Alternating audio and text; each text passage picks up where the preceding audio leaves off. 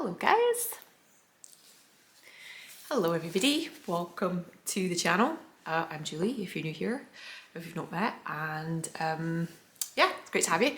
And if you're not new here, then welcome back. I purposely don't say what my channel is because I'm still figuring that out, and that's okay. That's part of the journey, and it's part of the reason why I am on here doing what I'm doing, because do you know what? We don't have to have it all figured out from the word go.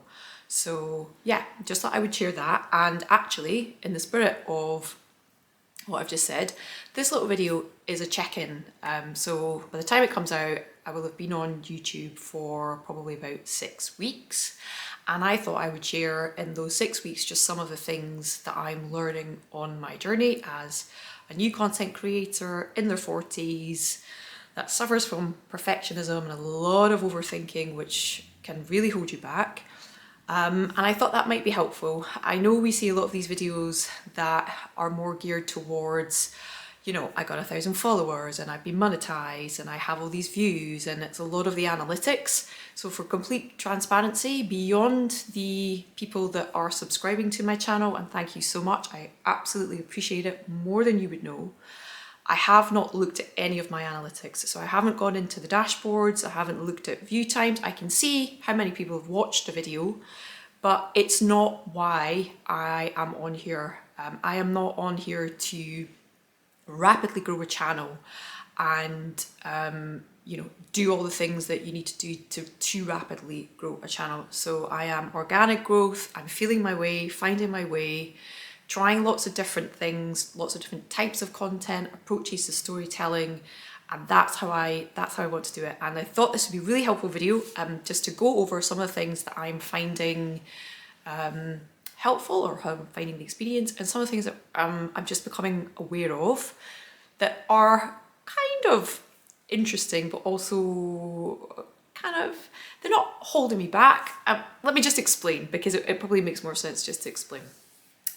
This is completely unscripted. I do have my notebook where I've just popped down some talking points, and I've tried to kind of split things out into 4 sort of key areas to talk to you about. So the first one is about getting started. So like I say, by the time this video comes out, I will have been on YouTube for probably about 6 weeks.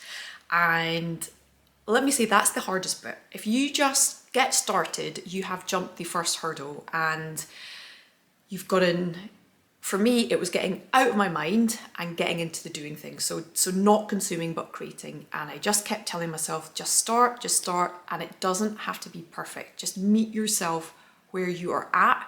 And that's exactly the approach that I took. So I didn't worry so much about equipment. I do film on a camera. It's a combination of the Sony, it's actually a vlogging camera, and I got it in the pandemic for teaching purposes. I was filming a lot of, for my clients, especially my one-to-one clients, I was filming a lot of Pilates routines for them to do at home, and I wanted to have something that wasn't my iPhone. I have a really old iPhone. It's like an iPhone 11 or an iPhone 13. However, I do quite a lot of my filming now on my iPhone as well, particularly when I'm out and about. So it is a myth that you don't need a big investment to get started. So if you're one of those people, which I did it too, that for ages puts loads of barriers in the way, which is just procrastination, and if you're a perfectionist, we do it all the time, but just think about that, because you can do it really easily with your iPhone. I do have a tripod, but again, I got that in the pandemic, so it's probably about 4 years old now. But you can do it without a tripod too. You can prop your phone up on things, you know, get creative, like books. What else have I used? Shelves, interesting spaces when you're out and about. Just don't drop your iPhone if you are using your iPhone.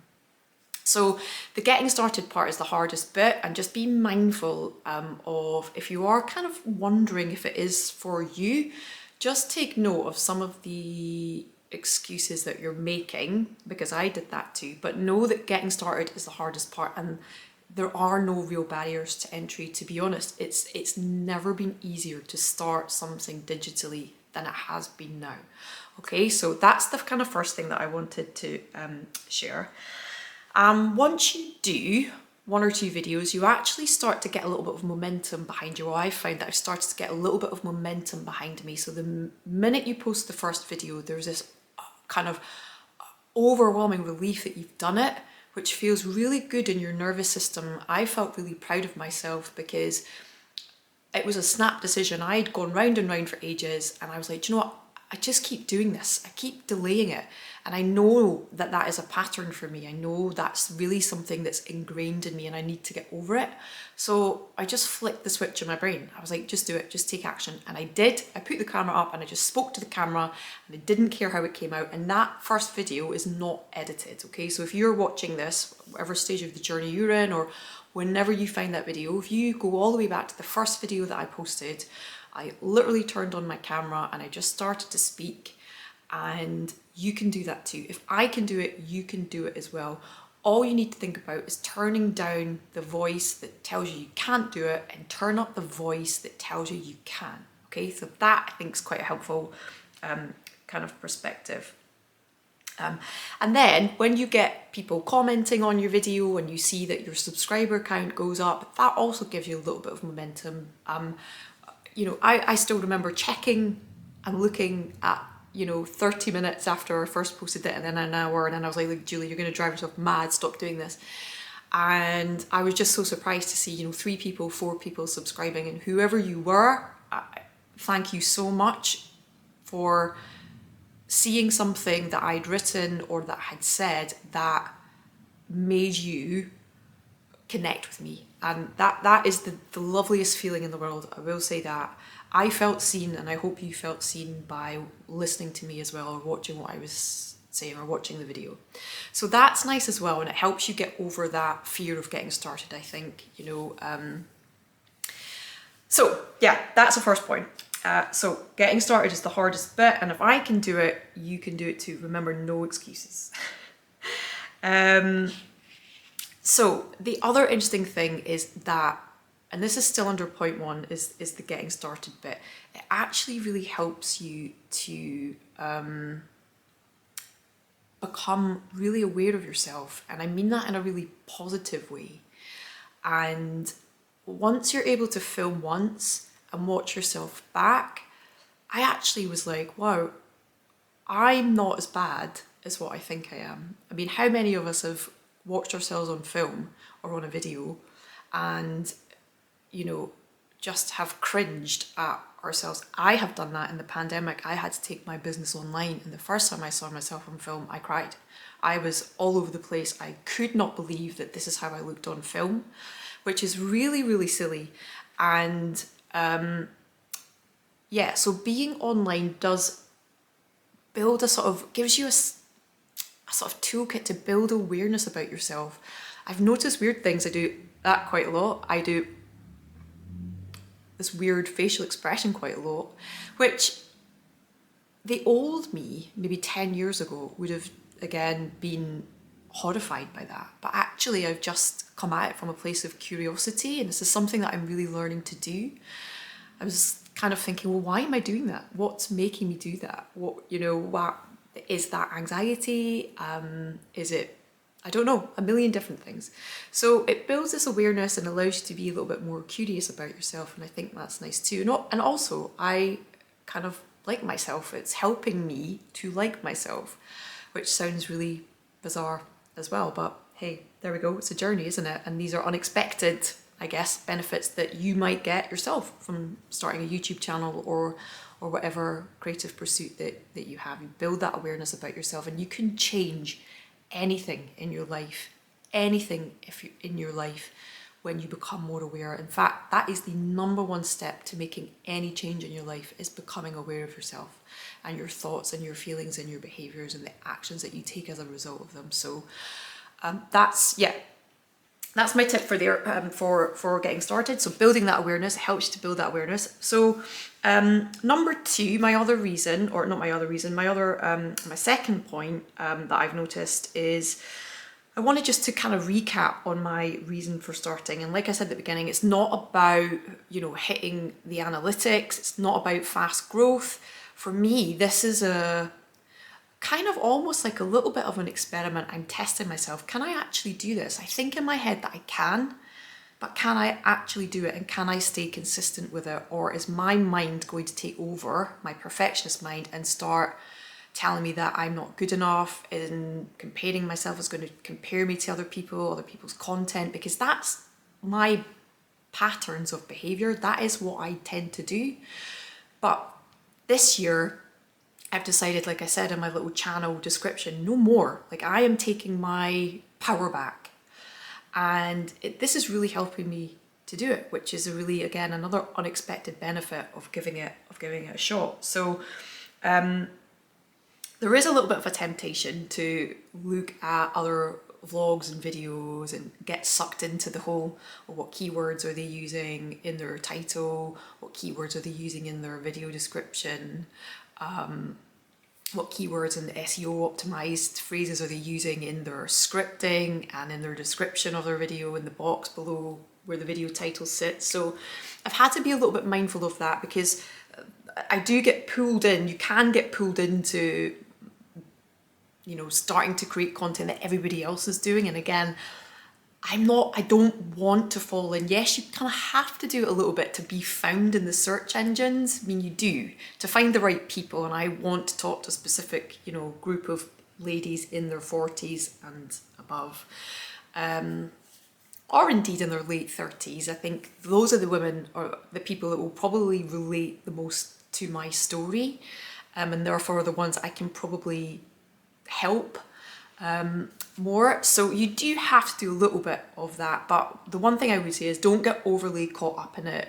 I did, for one of the videos, for the evening routine one, find myself in a horrible rabbit hole of searching keywords and looking at other videos, and I must have been at it for like maybe an hour and a half, and that's my perfectionist brain kicking in, thinking I must have all the right keywords, I must have the same keywords as everybody else.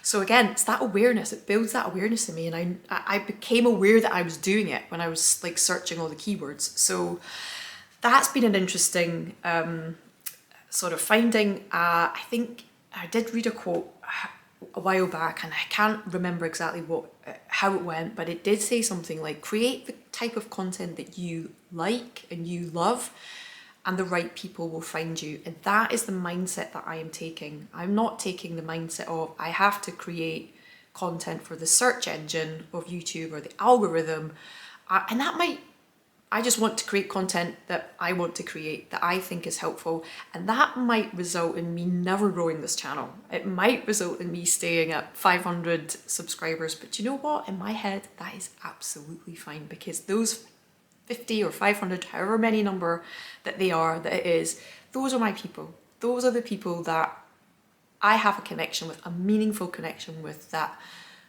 are liking what I am putting out. They're liking my message, they're liking my story, it's helping them in some way. And that to me is more important than feeding an algorithm and pumping out tons and tons of content that looks and feels the same as everybody else. So that was another, the temptation to do what everyone else is doing is very real, but I'm managing that. I think I want to stay true to myself, and let's see. I want to stay true to myself and tell my story and give highlights of my journey in a way that resonates. And this brings me on to one of the points, the third point, which is timing, effort, and creativity. So I've put them all together because they are inextricably linked, I am finding. It's quite easy to do a quick video, but it requires less effort, obviously, and that's fine for some weeks, for some days, but I feel like I want to go deeper. There's a part of me that's not been totally, I want to say the word authentic, and I don't mean it as in I'm not being myself, but ultimately there are some things I want to share and I'm quite afraid to share them. And I can see that when I'm watching my videos back, I can see that I'm kind of hiding that part of myself. It's like a shadow part. It's the more serious part, but it is the part where a lot of my message lies. So I want to think about ways that I can be a little bit more creative with what I want to say. And that does involve more time and a little bit more effort in the kind of production side of things. So I obviously have a full-time job. So and I obviously don't want to burn out either. You know, one thing I do notice is I'm sitting more than I'm not sitting, I've got a standing desk. But I am standing and sitting more typically in a week than I would normally. I would normally go to the gym, but actually I have an injury at the moment, which means I can't go to the gym. So this is a nice way to fill the void. But yeah, I don't want it to take over my life. And again, I can see easily from that perfectionist side of me how actually it could take over my life, because I've got to stay on the schedule. I've got to post every week. The video's got to come out here. It's got to be done by then. So again, that's another awareness thing. I'm just, again, noticing those things that are, you know, that voice in my head that's coming in that's saying, make sure that video's out, make sure it's ready. It's okay to miss a week or two, because again, I'm not feeding an algorithm. That's not the point of this exercise. So I just keep coming back to myself, and if anything, it's an amazing sign of all of the work that I have done in the last 10 years. It's proof to me that the work I've done on myself is actually working. The bit where I just need to get a little bit braver is to tell a little bit more, scratch below the surface a little bit more of why I am here. And of course, as a perfectionist, that means completely, you know, letting my guard down, letting my side down, and being open and honest with things that are quite difficult for me to talk about, particularly, you know, at the end of the day, if you're a perfectionist, at the root of perfectionism is shame, is a feeling of shame, is a feeling of not being worthy enough, of not being liked or likable enough, or lovable, loved enough. So there are lots of, you know, themes and things coming up for me, but at the moment I'm just trying to keep everything contained and manageable within my kind of frame of reference that I have at the moment, if that makes sense. So not becoming too ingrained, not becoming too overwhelmed, keeping that perfectionist in an area or in a box that actually allows me to do what I want to do, but it doesn't start to overtell me what to do. And then becomes this perfectionist, you know, I must do this, I must do that, setting all these rules around it. I don't want to go down that road. So, yeah, I guess what I'm trying to say is I need to be a lot more vulnerable, and I think that will just come the more I do it and the more I start to create and sit down and think about how I want to actually tell that story as well. So, yeah, that's that point there, just reading my notes so make sure that I've covered everything that I wanted to cover, which I always think I can't do that. I can't look down at my notepad. I mean, how ridiculous is that? Of course I can look down at my notepad and check to make sure that I'm saying what I need to say. Like I say, this is not AI generated.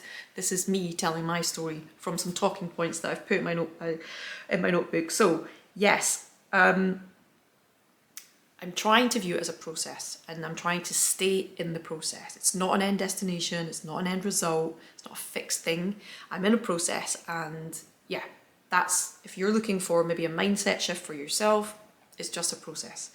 Stay curious. So again, whenever I see something in myself, if I've watched myself back, like I was saying, those weird facial expressions that I make, I'm like, why am I doing that?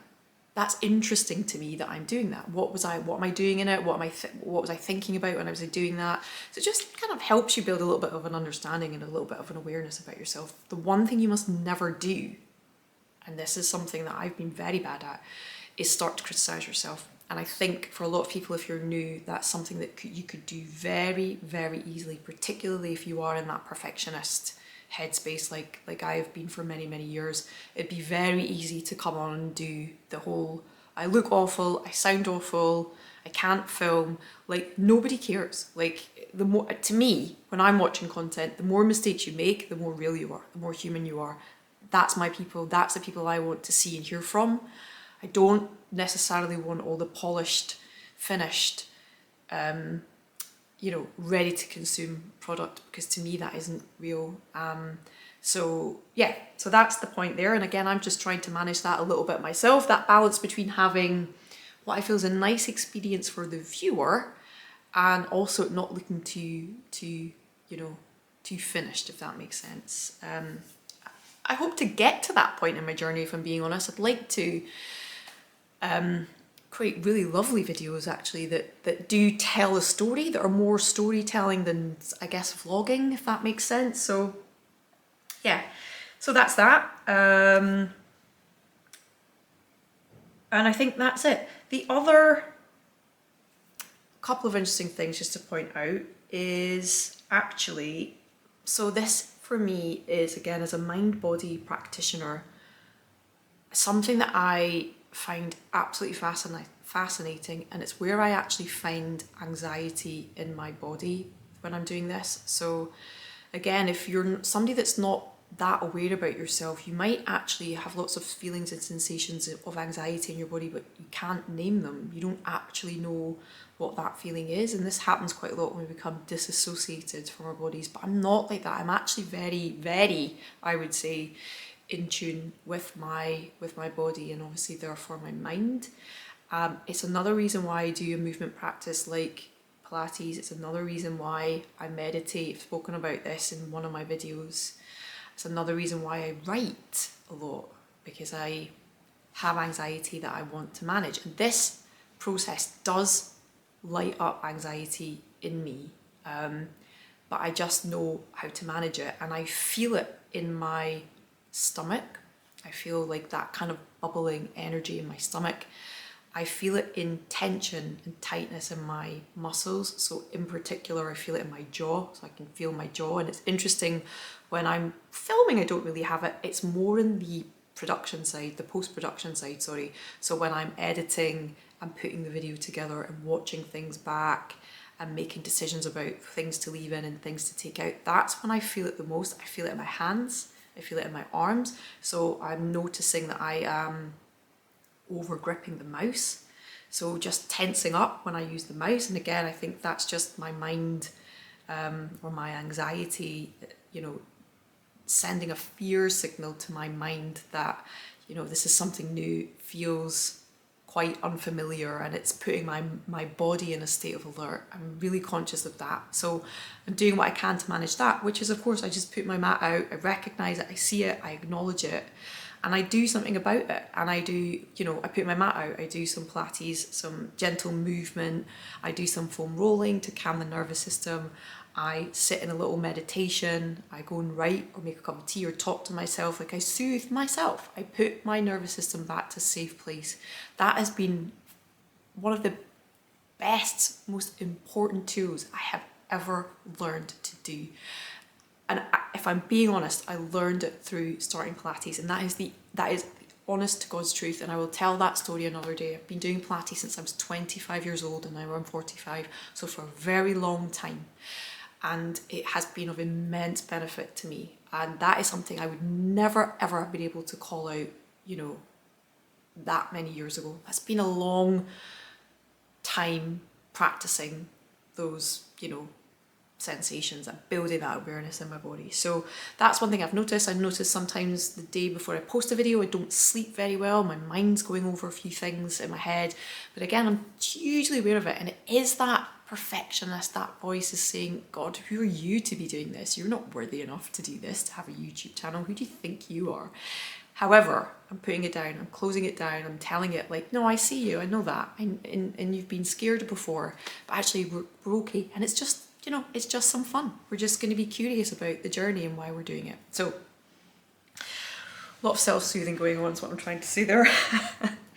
But interestingly, yeah, it's coming out in parts of my body that I didn't think it would, feel like that. And I can talk about this a lot more. And again, this is one of the reasons why I want to tell this story, because it was interesting in the pandemic when I had to take my business online. I had a lot of issues with this sort of thing. So again, it's all manageable. I think I've got a quote written down here. It's another thing that, another saying that I come back to, and it's faith over fear.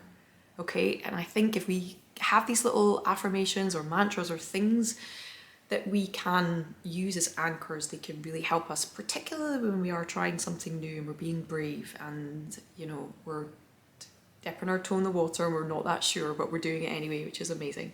So yeah, faith over fear, people, faith over fear. So I've been thinking about that this week as well. And that's kind of more or less it. The other unexpected benefit, just to touch on briefly, is that I feel very compelled to storytelling, which is something, you know, I just thought I was really going to come on here and vlog. And I am obviously vlogging. But there's a part of me that also wants to write and tell more stories. And when I've been out and about on the days where I'm not filming, so many times I wished I'd had my camera with me, because you start to notice little pieces of life happening that will look lovely on film and will help you tell a really nice story. And that's been a really unexpected benefit, because it's actually made me far more present when I'm out and about, to the extent that I'm actually looking now actively at my environment around me when I'm walking here, there, wherever, and wondering, that would look nice on film. You know, it could be a leaf blowing in the wind. The other day I was actually out a walk and I noticed that somebody had set fire to something, and that sounds terrible. I don't mean I was going to get my camera out and film that they'd set fire to something, but there was kind of groups of people forming and just showing sort of camaraderie, and it was just a lovely, albeit it was a terrible moment for it. It wasn't a house or anything like that. It was in a bit of a sort of dumping ground. I don't know if it was like waste that was on fire or furniture or something, but there was a sense of community building in this space where people were just talking and making sure everybody was okay. And, you know, just kind of things like, yeah, just little moments, things that you see, messages on walls, people that put art on their, you know, bakery bags. We've been in the bakery. I went to a new bakery in Edinburgh, and my cinnamon bun went into a little bag, brown paper bag, and on the brown paper bag was a stamp of this, you know, their brand, but it was done in a really nice way. And yeah, just, I don't know if that makes any sense at all, but yeah, it's making me a whole lot more present, which I think is really interesting and did not expect that at all. So yeah, make some YouTube videos and become more present in your life. I think that's as good a reason as any to give it a go. I think the most important thing is that just do it at your own pace. Whoever you are, whatever you're thinking of doing, do it. Please, please do it. Do not let that voice stop you from doing it, because at the end of the day, you can hit stop whenever you want. You know, you can just turn everything off. But please, please do it, but take it at your own pace. You know, don't put any pressure on yourself. I'm going away on a work trip to, in fact, by the time this video comes out, I'll probably already be in Asia. And I was panicking about, oh my God, that's 2 weeks where I'm not going to be able to post a video, right? I'm going to have to take my own personal laptop, because obviously I don't, you know, I have a personal laptop and a work laptop, but I wouldn't be able to do any editing on my work laptop at all. So I was like, oh my God, I'm going to have to take my own laptop. So that's 2 laptops, 2 sets of chargers, which then I was like, Julie, that is the perfectionist switch. You don't have to post anything. You know, you can take a break for 2 weeks. The world's not going to end. So I will not be posting for a couple of weeks when I go to Asia. The good news is I'm going to have lots of things to post for the time I get back. So yeah, that's going to be nice. That's some vlogs on solo travel, so, and obviously business as well, and some cool things that we'll be doing out in Asia. But that's for another day. So yeah, it's been interesting. Remember, it doesn't have to be perfect, it just has to be good enough, and that's good enough for you, not everyone else. And that's it. Yeah, so in summary, 4 points there. Getting started is the hardest. My second point was having a reason for starting, which was me not really going down the algorithm, building a huge audience route. It was more about telling a story to a small group of people to hopefully inspire or help them in some way. So yeah, I guess think about your reason for starting. It doesn't need to be big. Timing, effort and creativity, they actually all kind of come together, but yeah, just be mindful of your time. Make sure that you still have plenty of time for yourself outside of your creative pursuits. That's really important too. Don't let it take over your life. That's perfectionism. And the last one was, there's a story everywhere. Become present, look around you, think about your life, think back through your catalogue of, you know, what's happened in your life, and think how can you put that story together, and how can you look at your environment around you to help you tell that story as well. So that's it. I think I've said enough. I hope you find this useful. If you've got any questions about starting YouTube, please put them in the comments below and I will answer them all. I'm always grateful for anybody that takes the time to interact. Questions about getting started, some equipment, or I'm not going to send you to Amazon links or anything like that, but if I can offer some sage advice or just advice, then I will. So yeah, leave a comment, let me know whatever it is, if it's content or thoughts or perfectionism. If you are somebody that suffers from perfectionism and there's something holding you back, tell me what it is and I'll see if I can help, you know, steer you through it a little bit. Anyway, that's enough rambling on. Very passionate about this. We'll talk more about perfectionism, etc. in future videos when I decide to get more vulnerable. Until then, thanks for tuning in and I'll see you very soon. Take care.